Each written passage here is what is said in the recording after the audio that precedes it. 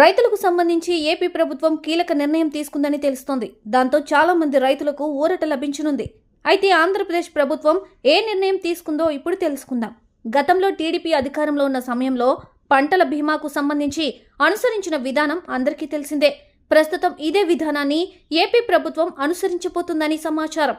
YCP ప్రభుత్వం ఉన్న సమయంలో పంటల బీమాకు కొత్త విధానాన్ని అమల్లోకి తీసుకుని వచ్చారు. అయితే వైసీపీ తీసుకుని వచ్చిన ఈ కొత్త విధానాన్ని కాకుండా పాత విధానాన్నే అనుసరించాలని ఏపీ ముఖ్యమంత్రి చంద్రబాబు నాయుడు అధికారులకు ఆదేశాలు జారీ చేశారని సమాచారం. దీంతో మళ్లీ పాత విధానం అమల్లోకి రానుందని తెలుస్తోంది.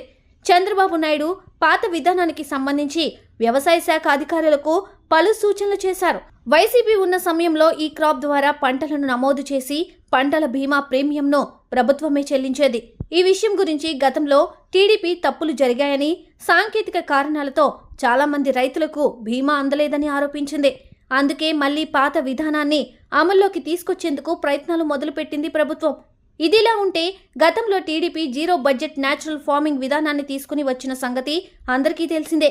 అలాగే ప్రభుత్వం డ్రోన్ల సహాయంలో పురుగు మందులు పిచికారీ చేసే విధానంపై అధ్యయనం చేస్తుందని సమాచారం. ఈ క్రమంలో రైతులకు డ్రోన్ల వినియోగంపై ప్రభుత్వం అవగాహన కల్పించనుంది.